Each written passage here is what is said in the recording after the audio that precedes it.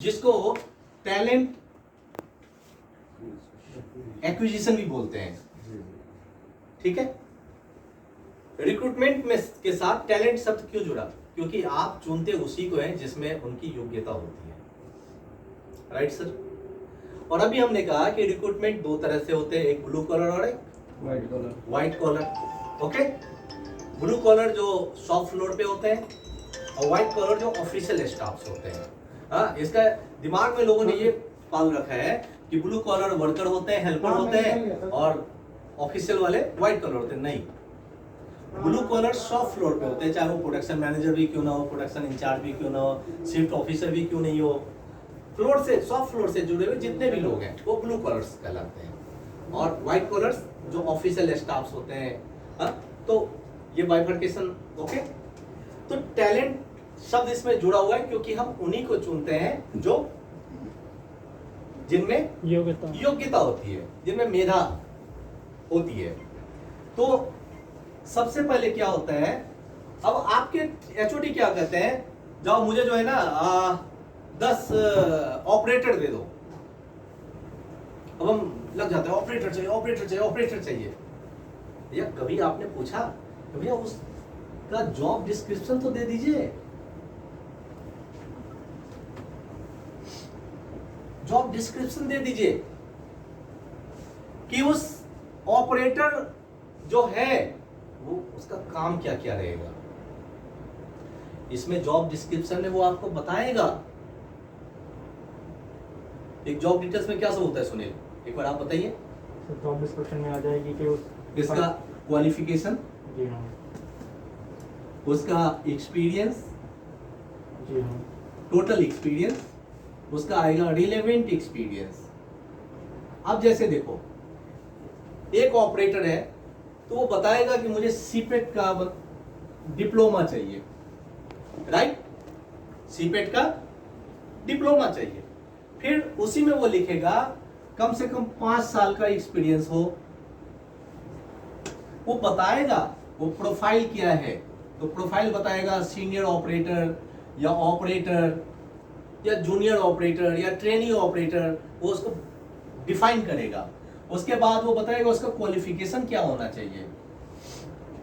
अगर सीपेट है तो आपको सीपेट ही तलाशना पड़ेगा। अगर उसने सीपेट /12 10th कर दिया तो इसका मतलब वो 10वीं तक भी कंसीडर किया जा सकता है।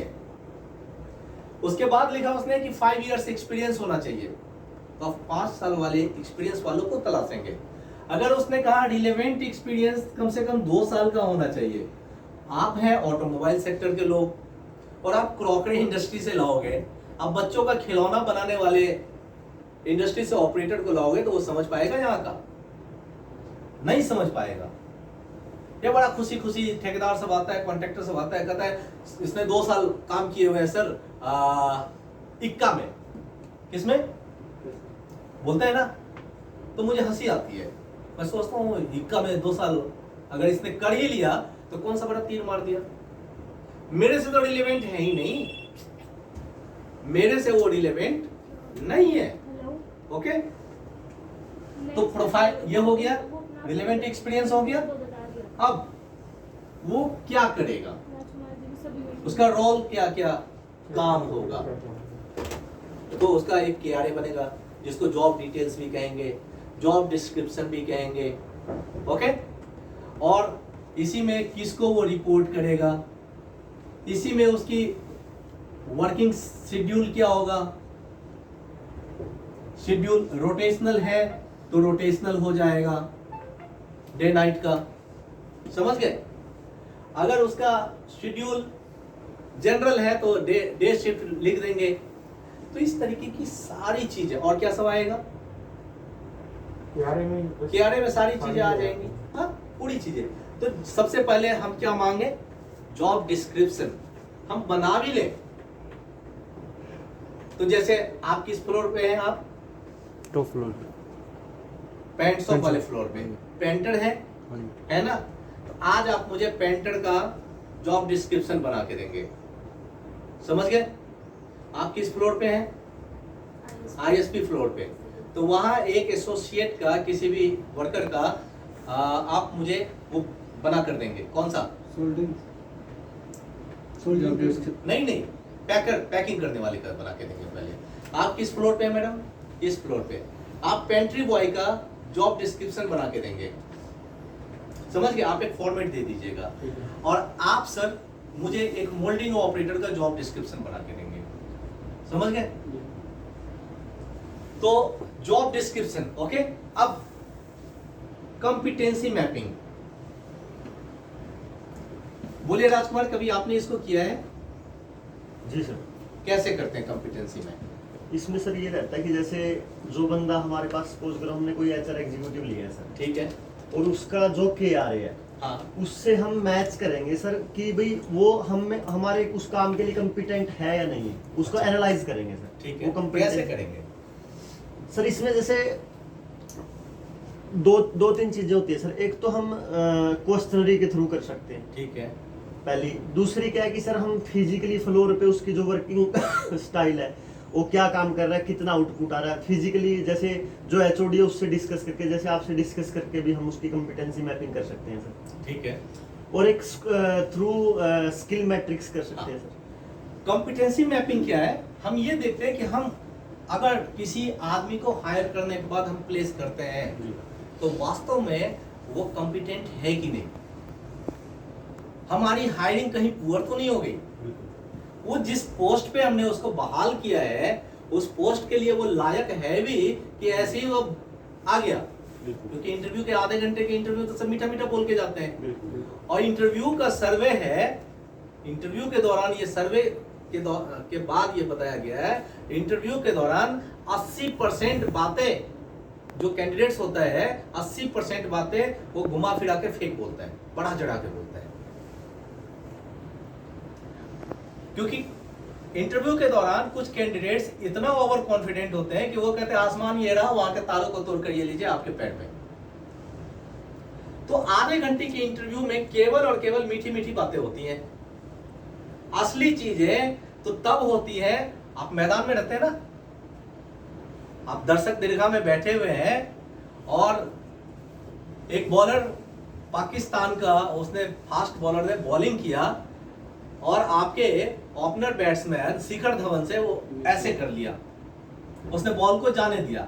आप कह रहे पागल है, इस बॉल पे छक्का होना चाहिए था, समझे? अब अचानक चयनकर्ता को आप दिख गए दर्शक दीर्घा में, और कहा कि अगला मैच में ओपनिंग शुक्ला जी करेंगे,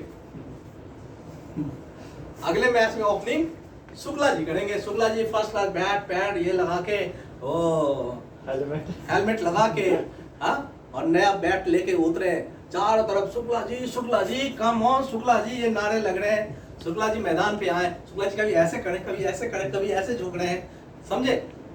असली मजा तो इनको तब आया जब ये खुद ग्राउंड पे उतरे, समझे? हमारे सर कहते हैं पापा पापा कहते हो बड़ा मजा आता है, हाँ? असली हालत तो तब पस्त हो जाती है जब पापा पापा कहलाने लगते हो, जब तुम्हारे ऊपर पापा बनने का एक जिम्मेदारी का एहसास होता है, राइट? तो कॉम्पिटेंसी मैपिंग के द्वारा ही हम समझ सकते हैं कि अमुक आदमी right person at right place at right job है कि नहीं, उसको जॉब का नॉलेज है कि नहीं, उसकी स्किल्स वास्तव में उसके अंदर है कि नहीं, वो ओनरशिप ले रहा है कि नहीं, उसके अंदर कैपेबिलिटीज है कि नहीं, उसमें पोटेंशियल है कि नहीं, वो एफर्ट्स करता है कि नहीं, कि धक्का मार के काम कराते हैं। बहुत सारे लोग इनिशिएटर होते हैं ना, खुद ही काम समाप्त करके, मेरी टीम इनिशिएटर है, खुद ही काम समाप्त करती है, मैं कभी किसी को डंडे की जोर पे काम नहीं करवाता, ठीक है? रिस्पॉन्सिबिलिटीज वो प्ले करता है कि नहीं, तो this is known as the competency mapping, ठीक है? तो ऐसे अपने अपने फ्लोर से 20 लीडरशिप क्वालिटी वाले लोगों को तलाशिए। लीडरशिप क्वालिटी मतलब ये नहीं जिंदाबाद जिंदाबाद, ये नहीं। लीडरशिप क्वालिटी मतलब ये टीम को संभाल सकता है कि नहीं। अगर लीडरशिप क्वालिटी में नहीं चुनता तो आपके बगल में खड़ा ये इमरान हमेशा एक हेल्पर रह जाता। मैंने मौका दिया ना, देखिए आज पूरी टीम संभाल रहा है ना 20 लोगों की टीम को। तो ऐसे लोगों को चुनिए, उनको आगे बढ़ने में सपोर्ट कीजिए, मौका दीजिए। ये जिम्मेदारी लेता है, इसको दर्द होता है कि भैया आज बारिश हो जाएगी, मेरा सारा जो एडवेंचर का कार्टून भीग जाएगा। इसको मतलब ये एहसास होता है कि कार्टून खत्म हो जाएगा, अगले दिन मेरा 20 का 20 बंदा खाली बैठ जाएगा, खाली दिहाड़ी देनी पड़ेगी। तो ऐसे लोगों को पहचानिए और उनको आगे बढ़ने का मौका दीजिए। इसी को कहते हैं competency mapping, right. Competency mapping कैसे करेंगे बता दिया हमने। राइट पर्सन है कि नहीं, उसको राइट जॉब प्लेस पे लगाया कि नहीं, उसको वास्तव में उस काम की नॉलेज है भी कि नहीं, उसके अंदर वो स्किल्स है भी कि नहीं, कैपेबिलिटीज उसके अंदर है कि नहीं, ओनरशिप को लेता है कि नहीं, उसके अंदर पोटेंशियल है कि नहीं, वो काम करने में एक्स्ट्रा एफर्ट्स लगाता है कि नहीं, वो इनिशिएटर है कि नहीं, काम बताया ना, धक्का मार के काम करने वाले लोग नहीं चाहिए, और रिस्पॉन्सिबिलिटी समझता है कि नहीं। अब प्रोफेशनल क्वालिफिकेशंस हम देखते हैं टैलेंट में, देखते हैं।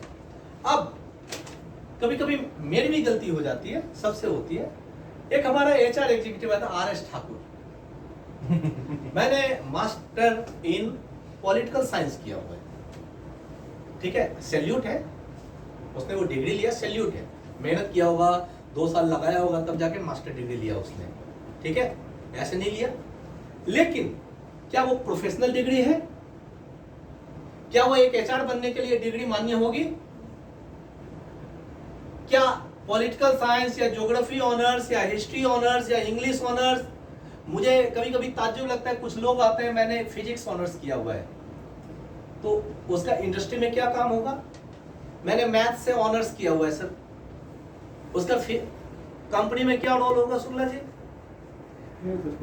उनका रोल होता है या तो वो टीचर बन जाए, या प्रोफेसर बन जाए, या वैज्ञानिक बन जाए। एक ज्योग्राफी ऑनर्स वाले का इंडस्ट्री में क्या रोल होगा? अक्षांश देशांतर बताएंगे, उत्तरी गोलार्ध दक्षिणी गोलार्ध इस कंपनी को बताएंगे? बिल्कुल नहीं, इररिलेवेंट हो गए वो। होता है इंडस्ट्री क्या होता है? आपने पॉलिटिकल साइंस ऑनर्स किया हुआ है, आपकी उस पॉलिटिकल का एक बात बता रहा हूं, उस मैं कहता हूं भूगोल से ही आपने ज्योग्राफी से एमए किया है, उसका एचआर में क्या लेना देना है? एचआर में नहीं, आप कंपनी के मोल्डिंग प्रोडक्शन में क्या लेना देना है? उसका पैकिंग में, क्रोम पैकिंग में क्या लेना देना है? जिसने पॉलिटी पढ़ी है, ये संविधान की ये होता है, नीति निर्देशक तत्व ये है, मौलिक अधिकार ये है, मौलिक कर्तव्य ये है, उनका पैकिंग में क्या लेना देना है? ये सब इररिलेवेंट डिग्रीज है। तो इसी डिग्री से अलग हटके प्रोफेशनल डिग्रीज दिए गए। एचआर है, एमबीए होना चाहिए, आपको कंप्यूटर से जॉब चाहिए, आपको बीसीए एमसीए होना चाहिए, ठीक है। साइबर सिक्योरिटी का आपके पास वो होना चाहिए, होता है ना आईटी के लिए। आपने डिजिटल में काम किया, आपको डिजिटल मीडिया आपने ग्रेजुएशन भले ही कर लिया, बट आपको सर्टिफिकेट होना चाहिए। देखिए आजकल चल रहे हैं बहुत से, डाटा एनालिस्ट की आपको डिग्री होनी चाहिए। अब मैं ये नहीं कहता कि degree always comes first, but degree values. अगर बीटेक मैकेनिकल के लिए कोई गवर्नमेंट जॉब की वैकेंसी निकली तो शुक्ला जी आप अप्लाई कर दोगे? क्यों? क्योंकि वो नहीं क्यों नहीं कीजिएगा आप? हट गया सर मेरे। कैसे हट गए? सर वो कोर्स ही अलग हो गया। कोर्स अलग है, वो कोर्स आपने नहीं नहीं किया। मैं कर दूंगा? नहीं, आप कर देंगे, आप तो बीटेक हैं, आप कर देंगे, क्यों नहीं करेंगे? इन्होंने बीटेक सीएस से किया हुआ है, क्योंकि वो डिफाइंड है बीटेक मैकेनिकल।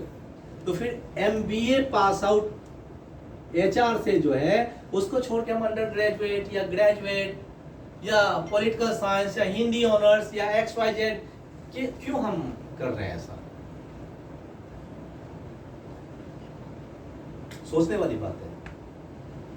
तो हम फोकस करें। अब इससे थोड़ा अलग चलते हैं। कभी कभी क्या होता है, डिग्री कम्स लेटर। अब मुझे फायर दिखा एक लड़के में, मुझे लगा इसका IQ जबरदस्त है, इसको ग्रूम किया जा सकता है, डिग्री बाद में ले लेगा, ठीक है। और उसको हमने समझाया, चल तू ऐसा करेगा, तू नीचे की सारी एक्टिविटीज देखेगा, पूरा फ्लोर संभालेगा, और एक एक, और उसने डे 1 से मैच विनर बनना शुरू कर दिया। और समय रहते उसने क्या किया, डिग्री ले लिया MBA की। तो it also matters, okay, right. अब हाईली क्वालिफाइड होता है कुछ लोग। अब आप HR एग्जीक्यूटिव के तौर पे बुलाइएगा, जी सर। आप HR कोऑर्डिनेटर के तौर पे बुलाइएगा, वो LLB, LLM, PhD सब कोई रहेगा, अभी तक मेरी ठीक है। knowledge तो नहीं है। तो ठीक है, वो डिजर्व तो करता है, but he is very much highly qualified, एक बार अगली बारी तो आप एक बार आ जाओ, डिस्कस कर ही लेंगे। Is very much highly qualified. तो उसके उस अनुरूप देखना है आपको।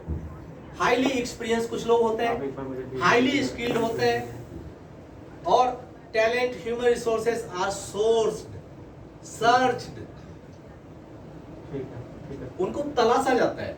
ऐसे हाईली, जैसे कभी कभी क्या कहा जाता है, मुझे PhD वाले लोग चाहिए,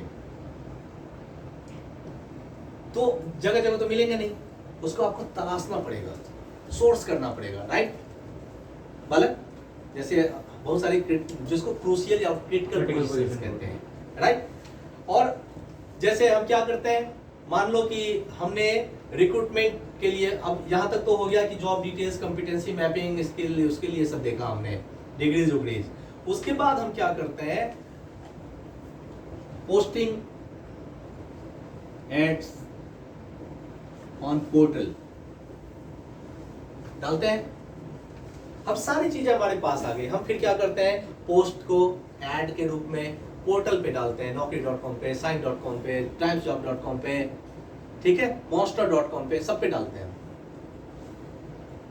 फिर हमारे पास बहुत से मेल्स आने लगते हैं, कॉल आने लगते हैं, मैसेजेस आने लगते हैं। और इसके अलावा हम केवल पोर्टल के भरोसे नहीं रहते हैं, हम रेफरेंस के लिए अपने दोस्तों को भेज देते हैं, अर्जेंटली रिक्वायर्ड दिस पोजीशन।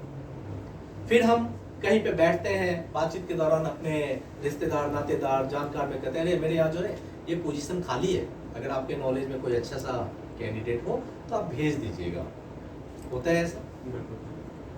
उसके बाद बहुत सी प्लेसमेंट एजेंसी चलती रहती हैं, जो रजिस्ट्रेशन कराती हैं, और वो अप्रोच करती है कि सर मैं कैंडिडेट भेज देता हूँ आपको। बहुत से कैंडिडेट्स को कहीं कहीं किसी थ्रू वाया मीडिया खबर चलता है, तो आपको खुद संपर्क करते हैं, राइट। बिल्कुल सर। मुझे तो ताज्जुब होता है जब मुझे फोन करते हैं, सर मैंने जो है ना आपको आपका नंबर इंडीड से लिया है और मैंने कॉल किया है। मैं तो इंडीड पे हूँ ही नहीं कभी, तो मेरा नंबर कैसे, तो किसी ने डाल दिया होगा, किसी ने डाल दिया होगा। तो आपको ऐसे भी आने लगते हैं, हाँ? और इसके बाद आप क्या करते हैं, इंटरव्यू शेड्यूल करते हैं, इंटरव्यू शेड्यूल करते हैं। तो यहां पे सुनील आपके एंड से सपोर्ट चाहिए।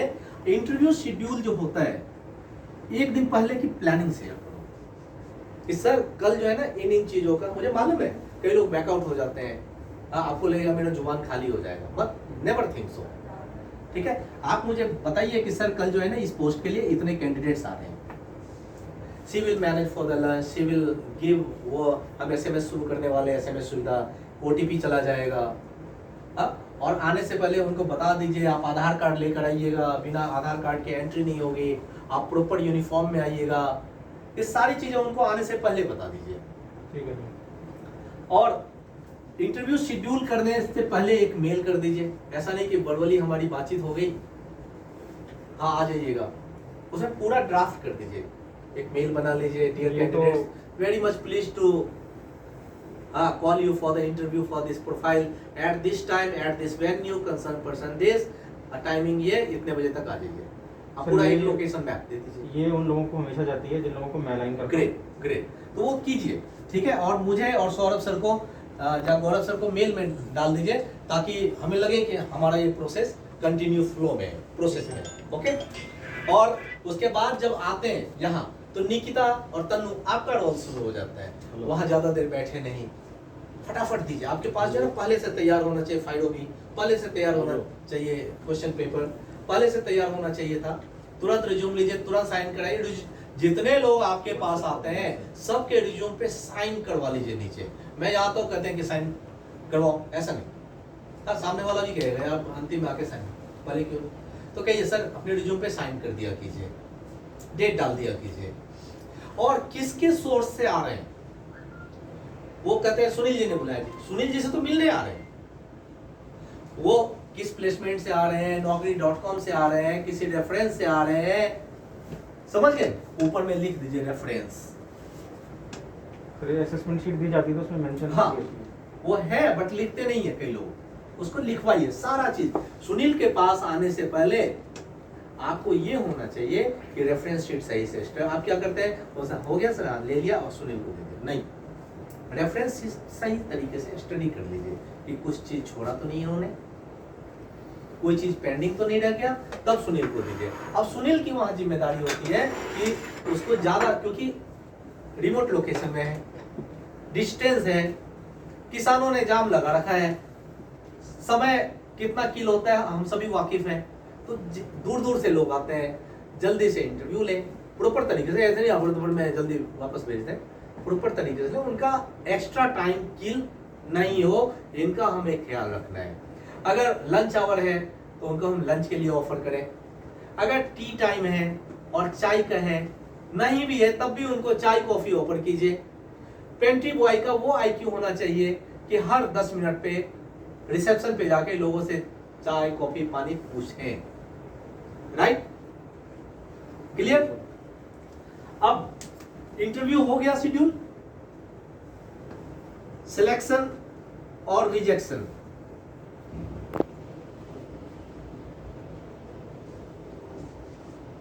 इंटरव्यू के दौरान कोई फेक कमिटमेंट मत कीजिए किसी कैंडिडेट से, एक एक चीज सच बताइए। बहुत से लोग अपनी बड़ी बड़ी लंबाई चौड़ाई हाँकते हैं, बड़ाई, आप अपनी डीमेरिट्स उनको बताइए। आप उनको कहिए कि कल के डेट में जो आपको हमारे बारे में पता चले, वो मैं अभी बता देता हूं, हम ऐसे लोग हैं जी, हम बड़ा फ्रेंड टफ है, हम एमएनसी नहीं है। बड़ी बिल्डिंग देख के ये मत सोच लेना कि हम बहुत बड़ी एमएनसी हैं, हम कंप्लीटली इंडियन ऑर्गेनाइजेशन है, समझ गए। मतलब बुराई का मतलब ये नहीं कि अपने बारे में सच बता दो उन्हें, और उनसे पूछो। जैसे मेरे पास आते हैं ना कोई, मैं कहता हूं आप गेट से लेकर यहां तक आए हैं, मेरी अभी तक आपने जो ऑब्जर्व किया उसमें आपको सबसे बुरा क्या लगा वो मुझे बता दीजिए, ताकि मैं उसको शाम तक उसको समाप्त करा दूं। तो मुझे बताते हैं, फिर मैं उसको समाप्त करता हूं।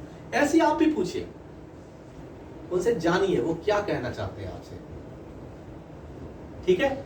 और सिलेक्शन और रिजेक्शन पता चल ही जाता है। जो सिलेक्टेड है उनको ऑल द बेस्ट बोलते हैं, जो रिजेक्ट हो जाते हैं उनको क्या कहते हैं, we will let you know मत कहिए सर अमुक कारण से आपका सिलेक्शन मेरे पास इस बार नहीं हो पाया।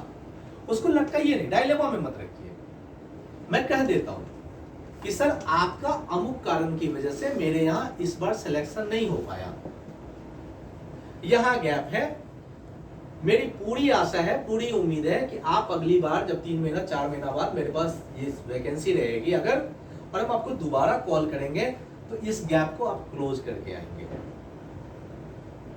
क्योंकि रीजन फॉर द रिजेक्शन हमें मालूम होता है ना। तो कल के डेट में, क्योंकि कोई आदमी अपना एक दिन की छुट्टी लेकर आपके पास आता है, कोई आपके बातों की वैल्यू करके, इज्जत करके, उस पर विश्वास करके एक दिन के लिए आता है, तो उसको हम we will let you know कह के नहीं भेज सकते, या I will call you later कह के उसको हम झोलझाल में नहीं लटका सकते हैं। उन्हें हम सही सही बताएं, वो खुश हो जाएगा, अरे थैंक यू सर आपने मुझे बता दिया, I will surely close this gap. ठीक है, तो रिजेक्शन और सिलेक्शन, जो ही सिलेक्शन, और देखो रिजेक्शन जिनका हो गया ना या सिलेक्शन जिनका हो गया ना, आपके एंड से निकिता एक मेल जाना चाहिए, dear sir thank you for visiting my esteemed organization named JSG Innotech Private Limited. You came here for interview, ठीक है, and I hope you enjoyed the visit here. If any problem you have faced here, feel free to mail me, feel free to call at this number, so that we can remove our gaps. Mail कर सकते हैं बच्ची? कितने लोग आते होंगे interview के लिए? 10? हाँ, एक मास मेल ही तो जाना है 10 रिज्यूम का, मेल तो एक ही जाएगा, मेल एक ही जाएगा। और हम क्या करेंगे, मेल एक जा रहा है, 2 में एक को डाल दे, बाकी को बीसीसी में डाल दें। क्लियर? हाँ वंशिका, गुड मॉर्निंग। हाँ कर दिया, कर दिया एक बार नहीं हुआ। तो सिलेक्शन और रिजेक्शन समझ गए आप?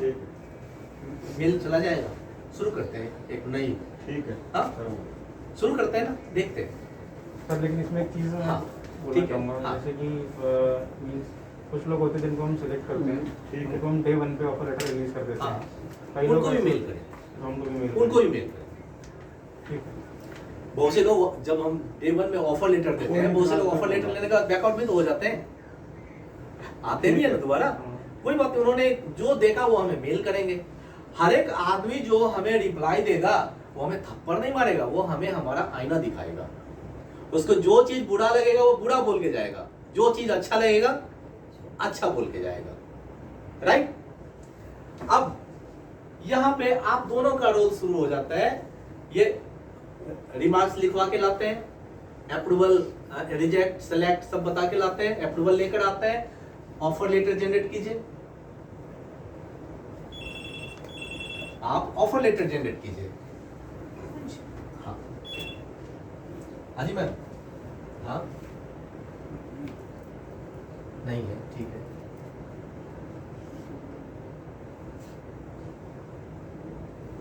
ठीक ठीक ठीक ठीक। तो ऑफर लेटर हम जनरेट करते हैं और ज्वाइनिंग लेटर्स बनाते हैं। ऑफर लेटर ज्वाइनिंग लेटर एक ही होता है, हम बनाते हैं, उनको देते हैं, साइन कराते हैं, ओके। और appointment letter of all, appointment letter जब वो क्या करते हैं, ज्वाइनिंग, जब वो ज्वाइन करते हैं, जब वो ज्वाइन करते हैं तो आप क्या करते हैं, इनका पर्सनल फाइल तैयार करते हैं। पर्सनल फाइल तैयार करते हैं, आपका एक चेकलिस्ट बना हुआ है, उसमें उनका रिज्यूम, उनके ऑफर लेटर, फिर अपॉइंटमेंट लेटर बनाते हैं, फिर उसमें सैलरी ब्रेकअप डालते हैं, लगाते हैं। उसके बाद form 11, form 2, form F, gratuity, जो भी है उसके सारे डॉक्यूमेंट्स, आधार, पैन, डीएल, पासपोर्ट, सब कुछ लगा लेते हैं। हाँ, एक चीज हमेशा ध्यान में रखिएगा, आप लोग कभी कभी गलती क्या कर देते हैं, आज ज्ञान ने ज्वाइन किया, 1 महीना बाद फाइल साइन करा देते हैं। नहीं, सेम डे सामने वाला आदमी सेम डे आपके हर एक पेज पर साइन कर देगा। 10 दिन बाद वो आदमी अपने आप को बहुत व्यस्त बताएगा, मैं बहुत ज्यादा व्यस्त हूँ, बहुत बिजी हूँ, मेरे पास टाइम नहीं है। उसके बाद वो केवल और केवल आपकी लापरवाही को, आपकी कमजोरी बताकर आप पे हावी रहेगा। आप कुछ कहना चाहते हैं? सर मैं ये कह रहा हूँ कि जब हम किसी को सिलेक्ट करते हैं ना, उसका सीटीसी ब्रेकअप हम तभी बनाएं। हाँ ठीक है, यहाँ पे सीटीसी ब्रेकअप मैं देता था पहले, पता नहीं ये बाद में कैसे आने लगा है। जिस दिन ज्वाइनिंग होगा उसी दिन देता 1 था। महीने बाद ब्रेकअप बनता है। नहीं शुक्ला जी, मुझे सेम डे में चाहिए। ज्वाइनिंग के दिन जो आप एक फाइल तैयार करते हैं, ये फाइल अगर आप किसी का तैयार करते हैं उसी दिन, देखिए साइन नहीं है, मेरे साइन है बट उसके साइन नहीं है। मुझे डे 1 में ही एक पेज पे साइन चाहिए, कई जगह कई कैंडिडेट कहेंगे सिग्नेचर यहाँ लिखा हुआ है, आपने हर पेज नहीं, आप हर पेज पे करवा लीजिए, राइट। हर पेज पे साइन होना चाहिए। स्व अभिप्रमाणित या सेल्फ अटेस्टेड बोलते हैं इसको। इंडक्शन के दौरान आप पूरे डिपार्टमेंट में उनको मीटिंग करवाइए और उसके बाद जहां वो फॉर्म फिलअप करते हैं वहीं पे हमारी हैंडबुक होती है, एम्प्लॉय हैंडबुक। आप उनको कहिए कि आप इसको गो थ्रू हो जाइए, पूरा पढ़ लीजिए, इसको एक एक चीज की जानकारी ले लीजिए। ओके, अब सारी चीजें आप जानकारी ले लीजिए और हर एक वीकेंड को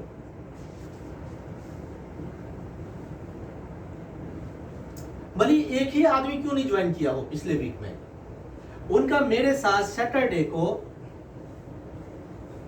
आधे घंटे का एक ट्रेनिंग शेड्यूल कराइए। है सर, इस बार है। बाद में जाके वो कहेंगे ये तो मुझे पता ही नहीं है। कौन? बोलिए सर, अभी तसल्ली रखिए। उनका ये कहना है कि हम जो है ट्रेनिंग हमें पता ही नहीं होता ये कि क्या है कैसे।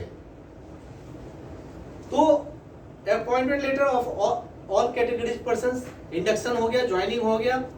अब वहीं पे राजकुमार आपका रोल आता है। उस दिन भी मैंने कहा था कि कई सारी जगहों पे हम अप्रेंटिस को रख सकते हैं। जी सर। कई सारे जीटीज होते हैं, इसमें कईयों को विदा कर देने वाले होते हैं। अब मुझे ताज्जुब लगता है कि हमारे टूरलून के एचओडी ने कहा 2 साल से काम कर रहे हैं यहाँ पे, इसको डायलिंग लगा नहीं आ जाता है। भाई साहब, फिर आप एचओडी किस चीज के हैं? 2 साल तक कैसे झेल लिया आपने? 6 महीने में कैसे उसको टर्मिनेट किया आपने? 6 महीने में उस जीटीज को टर्मिनेट कैसे नहीं किया? अगर उसको सीखने की ललक नहीं है तो इसका मतलब आपने 1.5 साल कंपनी के साथ मजाक किया। एक फालतू के लड़के को हायर किया हुआ है आपने और उसको बेकार में बिठा के सैलरी दिया। फिर दिस कैन बी क्वेश्चन, सवाल किया जा सकते हैं ऐसे। तो ये हमें फाइंड आउट करना है। हम क्या सोचते हैं ये चला जाएगा तो खाली हो जाएगा। अरे 1.5 महीने से गायब था आफ्ताब रोशन, मैं उदाहरण दे रहा हूं। 1.5 महीने से काम पेंडिंग नहीं पड़ा हुआ था, आज इतना पेंडिंग पड़ा हुआ है। मतलब एक लंबी चौड़ी टीम के होने के बावजूद कि 7 बार फोन आ गया। क्यों ऐसा? हाइप क्रिएट होने से बचाइए और हाइप क्रिएट नहीं होने दीजिए। अप्रेंटिस तलाशिए, जीटीज तलाशिए और जो भी जैसे बहुत से सुनील जी प्रोफेशनल कंसल्टेंसीज होते हैं, प्रोफेशनल एजेंसीज होते हैं जो क्रूशियल पोजीशन, जो क्रिटिकल पोजीशन पे आपको समय टाइम टू टाइम सपोर्ट करते हैं, वो पोजीशंस का उनसे हेल्प लीजिए। उसके बाद पे आउट, अगर किसी एजेंसी से हमारा टाई अप है और हमें पेमेंट करना है, तो मैंने जो यहां कहा है कि अगर कोई आ रहा है इंटरव्यू के लिए तो उसके ऊपर में रेफरेंसेस जरूर लिखवाइए, वहां पे उसके साइन करवाइए। मान लीजिए कि सीएजेन टेक्नोलॉजी ने एक सीईओ यहां भेजा,